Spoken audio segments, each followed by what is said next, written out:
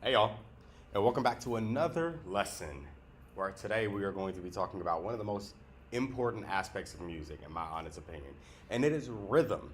So, music itself is really just sound organized into two different categories: pitch, which is how high and how low something is, and rhythm, which is how fast and how slow something is.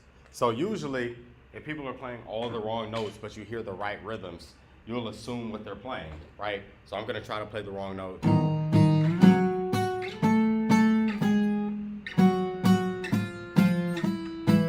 gonna do that again.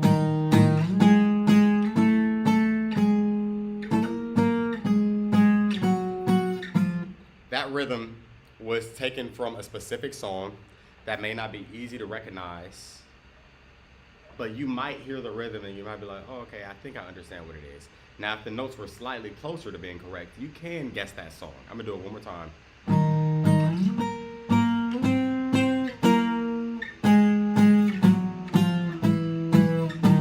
I played more wrong notes at the end. I played a few more right notes that time.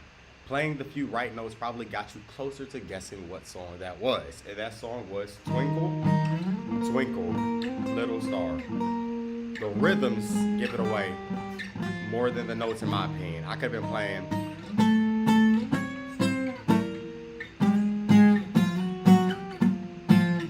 I could have been playing all the wrong notes, and you might have been cringing on the inside, but bobbing your head to the fact that I'm playing the right rhythms and understanding what I'm attempting to play.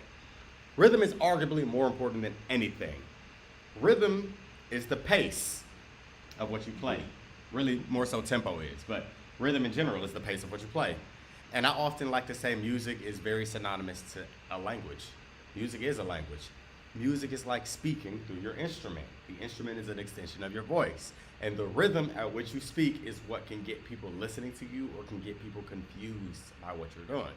Case in point, if I was talking very slowly, you might scroll past this video because I'm just speaking a little too slow for comfort. Or if I was talking very fast, you might think that I'm talking too fast, and you might need to have to go back a couple times to understand what I'm trying to say because I might be speaking a little bit too fast for your understanding. But I like to keep a good pace in between both of those things. So rhythm essentially encompasses the speed and the complexity of how you approach what you are playing. I'm not talking about pitch-wise. I'm not talking about how high or how low it is, but I'm talking about rhythm. Everybody should know about rhythm. And rhythm is very intrinsic, in my opinion. Like, I think everybody, unless this is just my culture, living in the South, everybody has had that teacher who's like, class, pay attention, class, pay attention.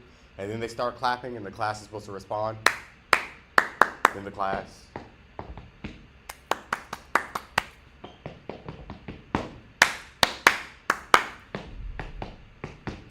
They didn't know what they were doing. They were just mimicking that rhythm. But it's so intrinsic that they were able to do it. They didn't have to learn how to do it. Well, in music, we have symbols that teach us about this. And these are all the symbols down low. You have this symbol right here, which is what we call a whole note. It's red at the moment. This symbol right here, which is what we call a half note. It is not red, but now it is. That is a half note. This symbol right here, which is what we call a quarter note, now it is red.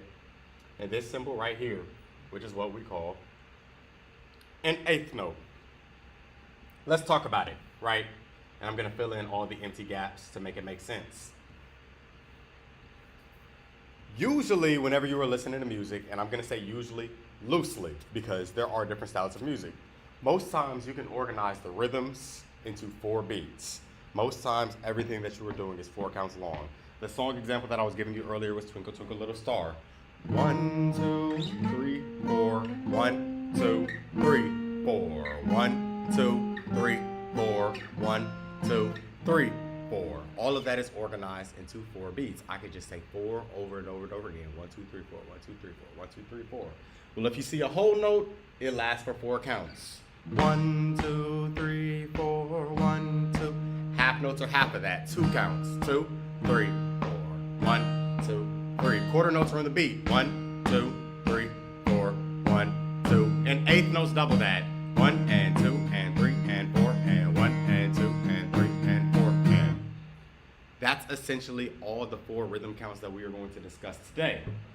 But it's easier to recognize them when you are looking at the symbols. It is good to recognize them by sound too and to repeat the rhythms, but the whole premise of what we have been learning is more so about the music visuals, learning how to read. I told you music is synonymous to a language, so just like any language, you have to learn how to identify it by hearing it, speak it by repeating it on your instrument, read it by looking at the symbols and the charts and the music staff and the tablature and all the things that will allow you to understand what you're looking at. And then write it yourself, just in case you need to write notes. If there's if there's ever a song that you might learn that you need to write out. So when we are looking at this, we will have our rhythms that play. Now, the speed at which we count to 4, or at which we apply these rhythms, the 4 counts, the 2 counts, the 1 counts, and the half a count, comes at a rate that we call beats per minute, BPM for short. And that rate is determined by a term that we call tempo, T-E-M-P-O, tempo. The Google definition of tempo, that's not the definition, is measured in beats per minute, the speed or the pace of a given composition. But usually, you can only figure out tempos by using a device, an old-timey device called a metronome. And it's not completely old-timey. The screen isn't showing it. Let me shift the screen over a little bit. Bam. Shifted the screen over. Here is the metronome. I see there's a slight glare, so let me lower the light. Hopefully that helps a little bit. Right now, this metronome is reading 100 BPM. BPM is in small letters. I'm sorry if you're not able to see it on your screen. 100 BPM, beats per minute. That means every 60 seconds or every minute, this will click 100 times.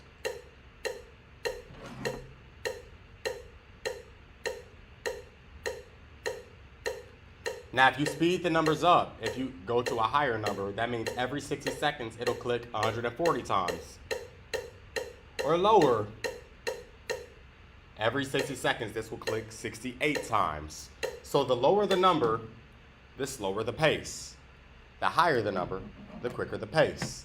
As we are looking at these rhythms right here, we're going to look at it at 100 beats per minute as the tempo grid shows right there.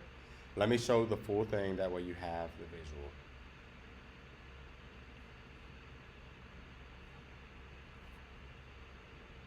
All right, let's try these rhythms if you're ready. And it's very simple. Right now, these are all sound. You will not have silence. If this was played, it would be sustained. But for today's settings, I'm just going to have a clap sound, so it may not be that good. Here we go. Here's the tempo. Second line, third line, and fourth line. Back from the top, you have 4 counts, 2 counts, 1 count, and half a count. And that's it. Now there's rhythmic equivalents to sound. All of these are called notes. Whole note, half note, quarter notes, and eighth notes. But there is an equivalent to these things where they are silent. You have whole rests. Rest means silence in music. You have whole rests, half rest, quarter rest, and eighth rest. In this platform, you will not be able to see whole rest and half rest, but you can see a quarter rest. If I were to get rid of this note, that symbol right there that I'm going to circle is the symbol for a rest. So that means during that part, we will not make any sound. I'm going to show a couple more rests and add in a few more. That way we can mix and mingle everything. I believe y'all can get whole notes relatively easy. So now we have quarter, rest, half, rest, quarter, rest, quarter, rest, quarter, eighth note, eighth note, eighth note, eighth note. Playing it from the top, and I want you to join in with the rhythms. I'm gonna clap it this time instead of playing it. Hopefully you can stay along with me. Here we go. 1, 2, 1, 2. Ready, you got quarter, rest, half, rest, quarter, rest, quarter, rest, quarter. Eighth note, eighth note, eighth note, eighth note. That's it. Just like that, you're understanding rhythms. Now we can make this a lot more complicated, right? Clearing the entire board. Randomize. This is the type of note that I have not talked about yet, so I'm just going to replace that with an eighth note. Replace this with a half note and a quarter. And shuffle. Let's do it from the top. Good luck. 1, 2, ready, you got rest, eighth note, rest, quarter, eighth note, quarter, eighth note, rest, rest, half note, rest, half, rest. Let's do it again, but slow it down. Here we go. 1, 1, half note, 1, half note. Ready, from top. Rest, eighth note, rest, quarter, eighth note, quarter, eighth note, rest, rest, half note, rest, half, rest. Simple enough, right? Simple enough. So far you have learned about rhythm counts. I'm gonna put it at the top again. Whole note, half note, which lasts 2 counts. So if I had another half note, 2 counts, 2 counts, this whole vertical, this whole horizontal, this whole row is 4 counts in total. Quarter notes, which are the individual notes, and then rest, or eighth notes.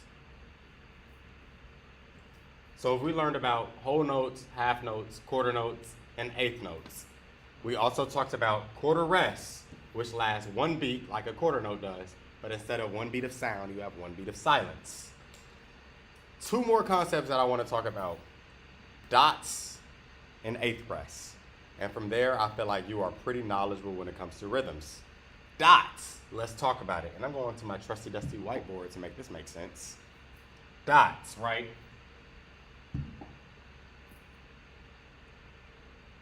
Yeah, let's load the last unsaved file.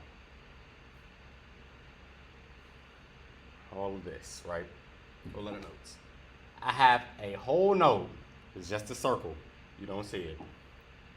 A whole note. It lasts 4 counts. 1 through 4. Now, another way of putting it is to just write down the word 4 counts. But remember, whenever you're counting rhythms, you always start from count 1 and count for 4 counts each. Now, whenever you see a symbol like this, very complicated symbol, it's a dot. In music, what do we call it? A dot. We add that dot to the rhythm itself. So that is a dotted whole note. Dots add half of the value. So half of 4 counts is 2 counts. But you're adding that to the original value that it was. So instead of it being 2 counts, it's 2 counts plus the original 4 counts, totaling 6 counts. So if you see a dotted whole note, it gets 6 counts. Whole note by itself, 4 counts. Add a dot, you added half the value, which is 2, to make it equal 6. Let's do that again, but let's do it this time with a half note. That is my lovely half note. May not look that good, but I didn't take art class. Half notes get 2 counts. You add a dot, half of 2 is 1. Put it together, this gets 3 counts. Let me make my one look a little bit more legit. 2 plus 1 equals 3. And that same concept could apply to quarter notes as well. Here is my quarter note. It gets 1 count. You add a dot, now it gets 1½ counts. It's essentially the same thing as writing, making that small, maybe slightly larger. It's essentially the same thing as writing an eighth note, an eighth note, and an eighth note. Here is my quarter note. Quarter notes last 1 count, eighth notes last half of a count. So 2 eighth notes will equal 1 quarter note. Showing that one more time, getting rid of you. 2 eighth notes will equal 1 quarter note. 2 eighth notes equaling 1 quarter note. Well, if I were to add a dot, now it's like adding 1 more eighth note to it. So now it gets 1½ counts, as I wrote down.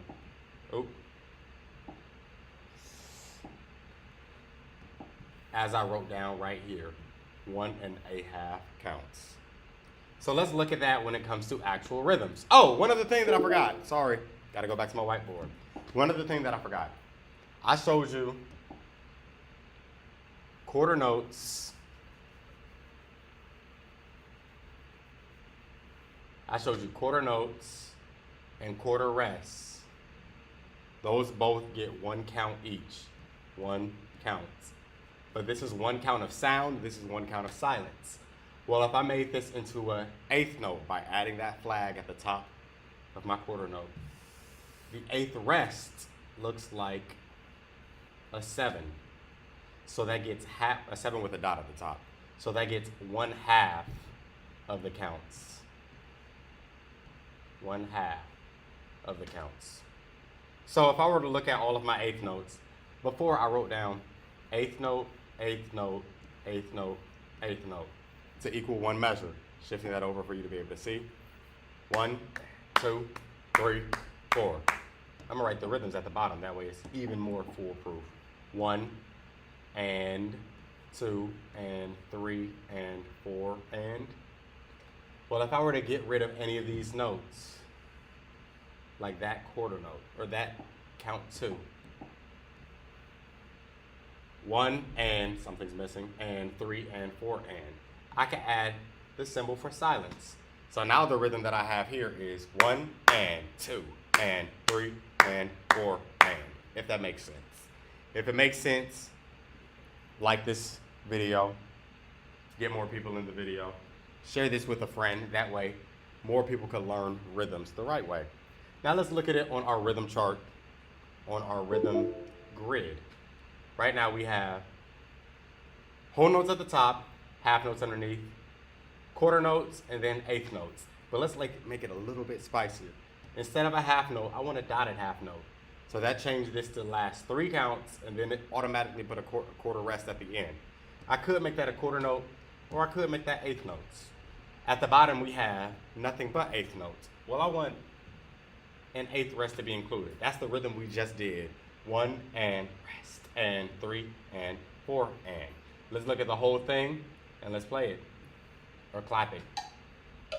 4 counts, 3 counts, 2, 3, 4 and rest, quarter, quarter, quarter.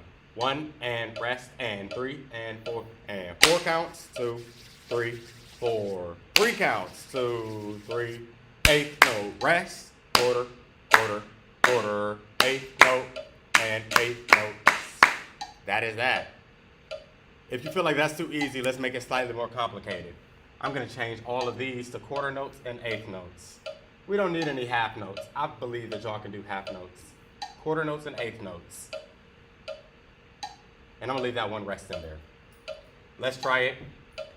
2, 1, 2, ready, you got 1, 2, 3, and 4, and 1, and 2, and 3, 8th note, rest, quarter, quarter, quarter, 8th note, rest, 8th note, 8th note.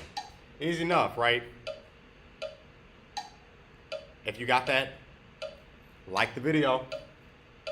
Shuffle. 1, 2, ready, and 8th note, quarter, 8th note, 8th note, rest, rest, and 8th note, quarter. 1, 2, 3, and 4. 1 and 2 and 3 and 4. Easy enough, right? Let's replace these 2 quarter notes with a half note just to give you a little bit more diversity, if you will. And let's add a little bit more 8th note rests. I'm only gonna add 2 more. Shuffle, shuffle, shuffle. From the top, 1, 2, last 1, 2. And 8th note rest, and quarter, 8th note half, 3, 4, and 8th note 2, 3, 4, and 8th note 2, 3, and 4. That's it. This time I'm not gonna clap it. I just want you to do your best. 1, 2, 1 and 2 and pretty and go. 8th note and quarter. 8th note half, 3. 8th note, 8th note, quarter, quarter. 8th note 2, 3, and a 3. 8th note 2, 3, and. Rhythm's at its finest. Now, rhythm can be very challenging, but I think it's good to look at rhythms every single day. Now, why does this matter to guitarists? When you are playing songs, you have to play at a certain pace. And when you are playing, oftentimes you might be doing strumming patterns if you're playing chords. So let's say I'm playing Hey Ya.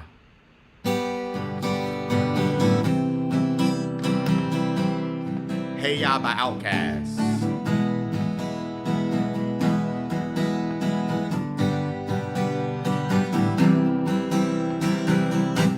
I don't know if you hear that rhythm. Bow. I'm gonna write that rhythm out for you. Clear. You got.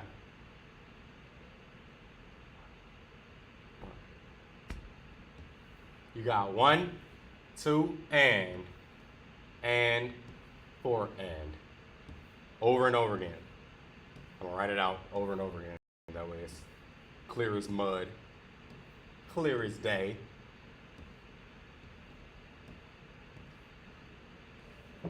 Quarter, eighth, no rest, and eighth, no quarter, eighth, no rest, and eighth, no quarter, eighth, no rest, and eighth, no. And if I were playing it, that is the rhythm that I play.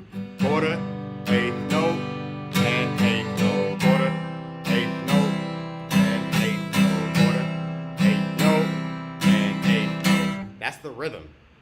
Now, how I approach it, the strumming pattern itself, the direction of my arms matters. But I'm not talking about that today. I'm only talking about the rhythms. We will get into strumming patterns in a later video lesson, so please make sure that you are watching these review lessons. I'm making them specifically for you to get better at guitar. So if you ever missed a lesson, the lights turned on.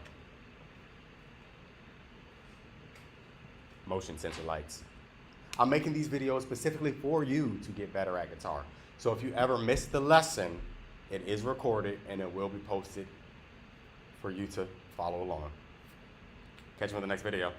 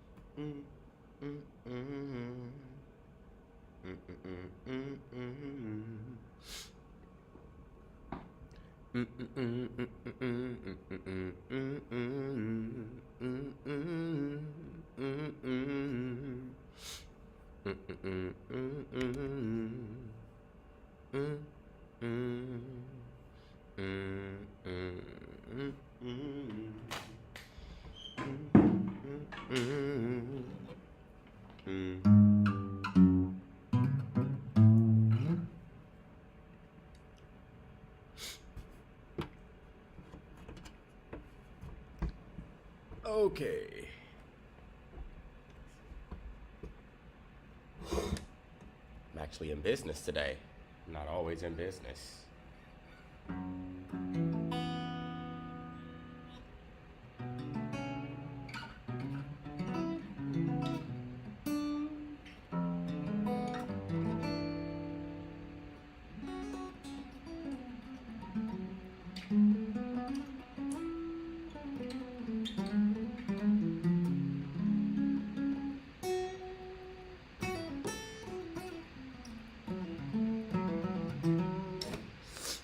Okay.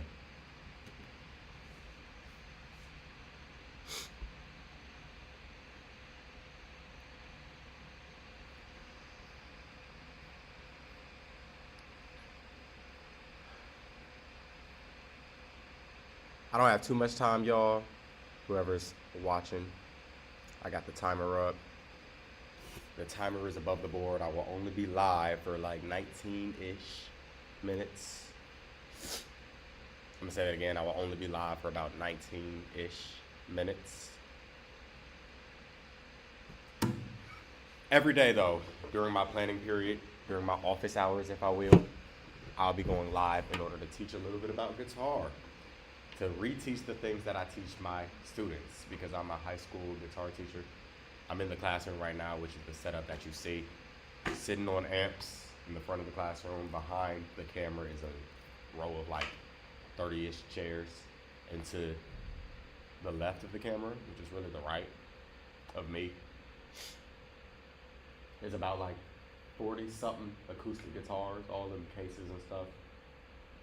I'm not going to get into the whole spiel of that, but lately my students have learned how to. This is week 4. Next week is week 5. So one thing that I really wanted to be adamant about is making sure that I teach and reteach things over and over again without overworking myself. So if I teach the class, I'll probably teach it one day, introduce it one day, dive deeper into it the next day, and give them resources for them to learn on their own. Well, I've already taught them how to tune their guitars. So today I would like to take the time to record the process of tuning your guitar. And I made everybody like grab their guitars, go out in the hallway, and I twisted these knobs. These knobs are called tuning machines. I twisted these knobs out of their normal positions because their guitars were probably in tune from the previous class period. That way I'm forcing everybody to try to tune themselves. The main tuner that we use is Guitar Tuner. I got it put up on the board behind me. I'm kind of in the way, but you know. I'm gonna kind of make it full screen and slightly smaller. Or does the full screen help? The full screen helps. This is the online version of Guitar Tuner. I don't really like to use the online version. I prefer people download the app. But before I get into that whole tangent about doing it, feel free to ask me any questions about guitar. I'll probably get to your questions once I finish this recording session. So I'm about to start the recording session. If it seems like I'm not paying attention to the chat or to the live stream, you know why. It's not y'all, it's me. I'm working. But just feel free to ask me anything about guitar. As soon as I finish this recording session, I will get back to you. But I am recording in 3, 2. Hey y'all. Today I'm going to be reviewing the process of how to tune your guitar. So what you should already know about your guitar are that these are the tuning machines. These twisting knobs are the tuning machines. They allow you to adjust the pitch of your guitar. So if I play this string and twist the knob, I made it higher pitch. Twist it the other way, I made it lower pitch. I am affecting the tuning of the strings of the guitar. And it is so important that you are in tune, especially in our class, because we have about 30 people playing all at the same time, and if you're out of tune, it sounds horrible. Even really the guitar being out of tune with itself, it'll sound horrible. So right now, I already twisted a few of these knobs. This guitar isn't in tune. If I tried to play it, it doesn't sound pretty at all.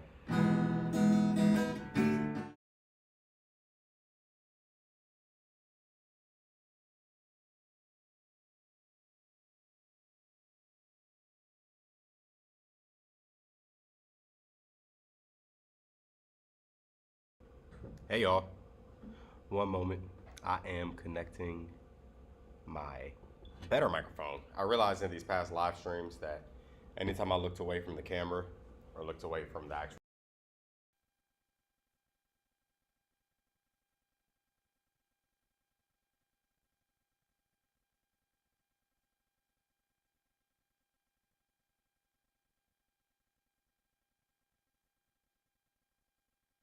testing, testing. Okay, there we go.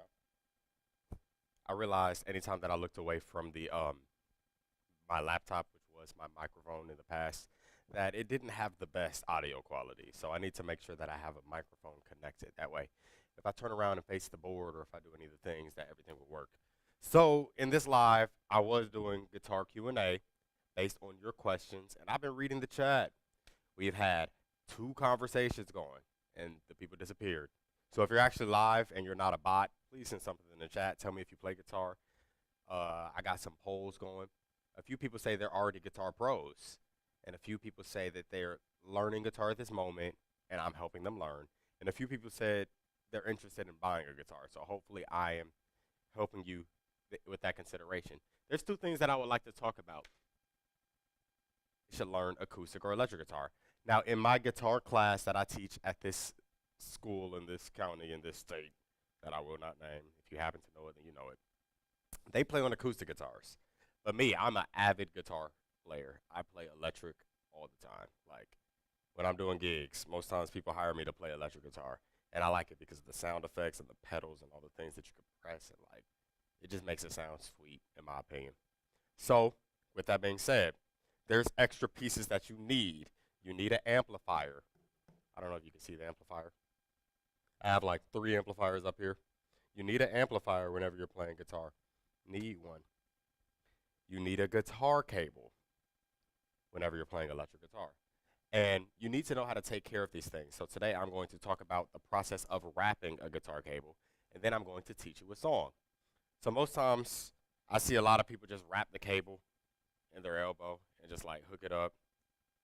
And I'm going to let you know right now, if you ever do this, you are breaking the cable. You should never really wrap the cable like that. You may not be doing as much damage as you would imagine you're doing, but that's not the most ideal way to wrap the cable. And I'm going to get a different cable because this one's good, but as you see, I have a slight process to it, which makes my cables wrap neatly. And this is what you should do whether you have a guitar cable or a microphone cable. So this works regardless of what type of cable you have. Today I'm going to be using a guitar cable, also known as a 1/4 inch cable, because this is a 1/4 of an inch, or 7.7, 7.7, 7.1 millimeters, because the headphone jack that you have is a 3.55 millimeter jack, and this is just double that. That's an 1/8 inch. This is a 1/4 inch. So yeah, the cable is all over the place. You just finished playing. Some people just like do this and just call it a day and just fold it up and put it in their guitar cable. You're breaking the cable if you ever do that. Never, please, please never do that. Here's the thing. The cable, the inside of the cable has a natural rotation, has a natural wrapping inside of it. The copper wires or whatever type of wires are inside it have a natural rotation to it. And if you twist it the opposite direction, you're technically unraveling the cable from the inside. You're damaging the cable. So it's good to feel the cable. One thing I like to do is just grab the cable first, and then I try to fold it hand by hand. And you will feel the cable have slight tension. It will tell you that it's trying to go a certain direction. So you move it in the direction that it's trying to go, not the opposite direction, because then it will kink up. As you see, this is happening right here. So move it in the direction that it's trying to go, and you'll have your first loop. As you were doing that, hold that loop with one hand, reach for the excess, pull it up in the direction that it's trying to go. But as you are pulling it up, I like to twist my fingers like, how do I do it? I'm taking my thumb is extended, my index finger is that way, and I'm pulling it the opposite direction. I'm the direction that the cable wants to go, not in the opposite direction that the cable wants to go. So I pull it and twist it at the same time. Right now, I'm doing it like you see the direction of my hand. My hand is facing me. Right now, I'm doing it towards my hand, but then I turn my hand around and do it the other direction, but I make sure that I'm twisting the cable the proper direction. So we call that the over-under method. You will naturally feel the direction that the cable wants to go unless your cables are already kinked up and broken. So always just make sure that you're taking care of your cables. I do this for my chargers. I do this for my guitar cables. And as you see, I'm just unraveling it first. If I try to make it go any other direction, like I'm trying to make it go the opposite direction, you see how it's kinking up. It doesn't want to do that because on the inside of the cable, it has a way of going about it. It has a natural rotation. So when you finish, it should make a good loop. It doesn't matter if it's perfectly in line. You don't have to be OCD about it and just make it a perfect circle. It doesn't matter if that's the case. And it doesn't matter if it's extremely large like this or if it's extremely small. As long as you are taking care of your cable and you are wrapping it in the direction that it is designed to go. So I have this front hand, back. I just make sure I'm taking care of it. I just go over it twice. And that's the proper way of doing it. We call that the over-under method. I don't know who came up with that name, but method, don't worry about it. Just wrap your cables properly. Take care of your cables because they will last a long time. And I will give you one life hack since you've watched this video. Here's the biggest life hack of all. Guitar Center. I used to work at Guitar Center. I don't work there anymore because they wasn't paying me enough. But Guitar Center, they sell their own guitar cables. and the brand is known as Live Wire. Hopefully you can see this because I'm not looking at the monitor to make sure you can see this. Live Wire cables. When it comes to live wire cables, they have a lifetime warranty. If you don't take care of your cables and they start like they have a shortage or they start crackling or all those things, you could literally take your cable to Guitar Center in hand, just like this, and say, my cable's broken, and they will give you a replacement cable. Don't drop it on the floor in front of them. Then they'll feel some type of way. But they'll give you a replacement cable, just like that. No questions asked, no nothing. They'll just be like, oh, that's the Advantage model. Here they are. Make sure it's the same length. And you can go get you a replacement cable. So imagine you just spent 20 bucks on a good cable. Now you have spent 20 bucks one time that will last you for the duration and the remainder of your life as a guitarist. So yeah, how to wrap a guitar cable.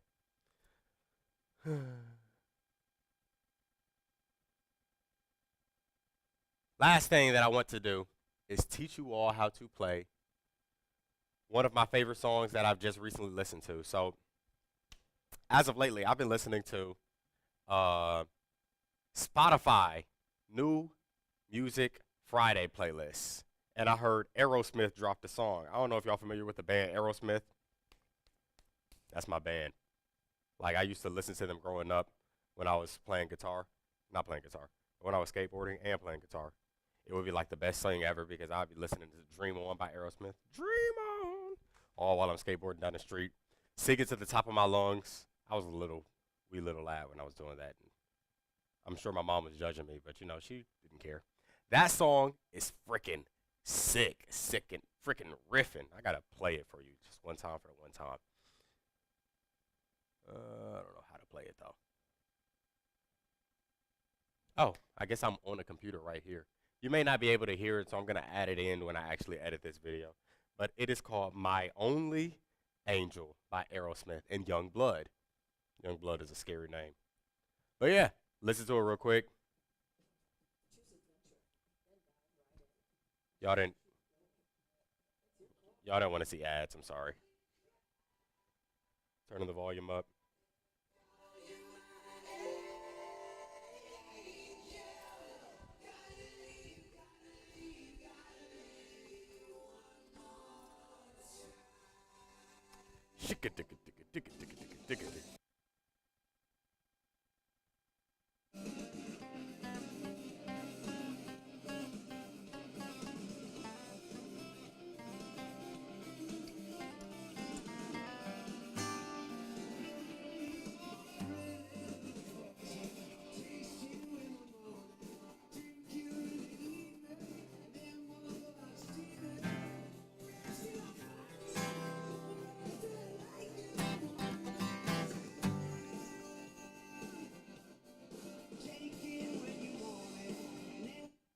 It's really 3 chords. I hear kind of 4 chords when I'm listening to this song, and that's the whole song. I know there was a lead guitar riff when you were listening to it, but it's really only 3, 4 chords.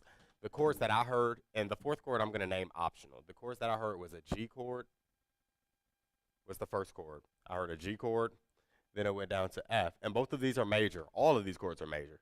Then it went to a C chord, then it went back to G. And this optional chord is what I mean, G. We're going to call that a suspended 4 chord. So I'll draw out the chord charts after I play it for you. This is what I heard.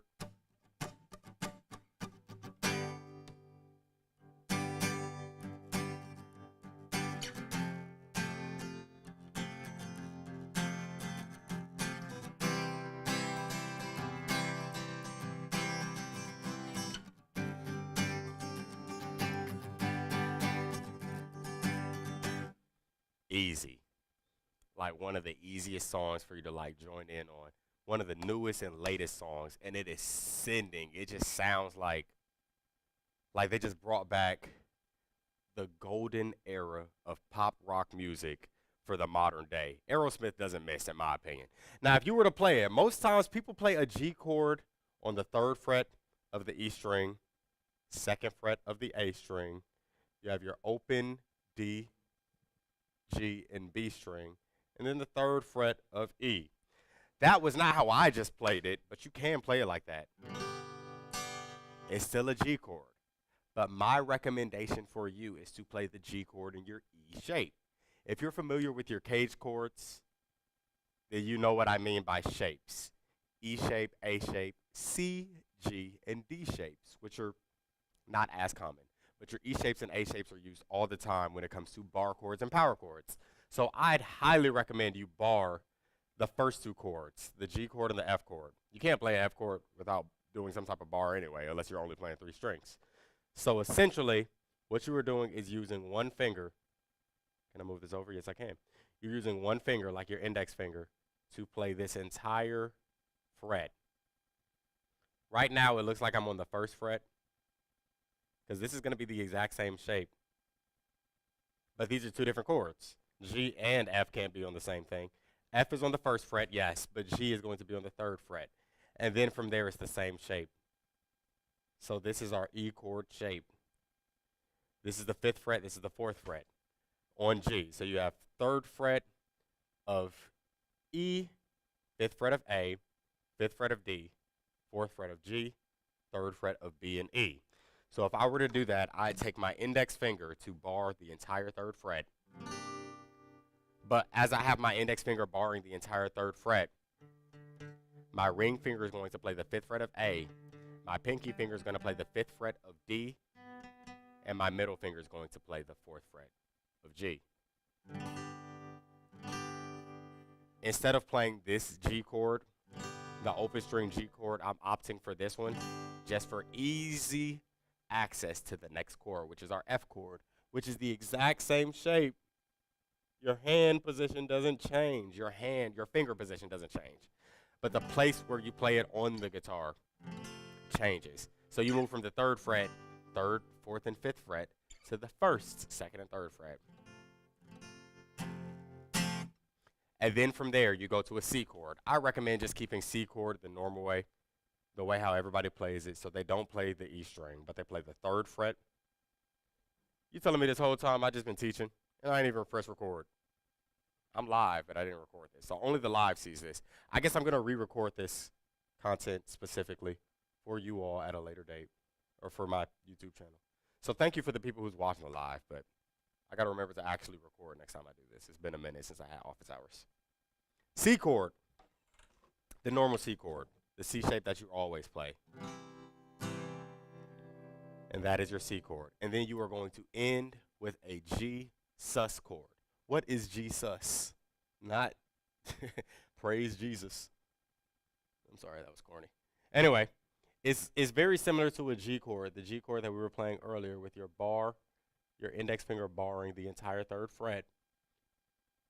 You're playing the 5th fret of A, the 5th fret of D, and instead of playing the 4th fret of G, now you're going to play the 5th fret of G. So instead of it sounding like a G chord, now it sounds like a G suspended chord, where this note wants to resolve down to there. So from the top, you have G chord to F to C, back to G, and you could just do G. Sometimes I do G sus. Back one more time. To F, C, G sus,